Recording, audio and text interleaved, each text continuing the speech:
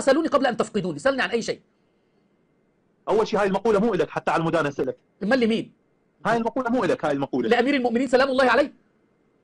يا امير المؤمنين. لعلي بن أبي طالب سلام الله عليه.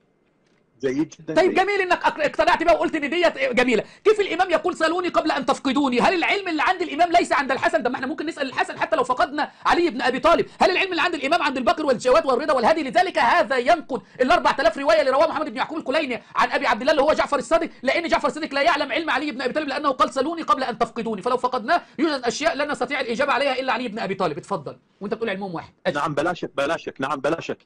العلوم الغريبه والعجيبه اللي عند امير المؤمنين عليه السلام ما موجوده عند البقيه.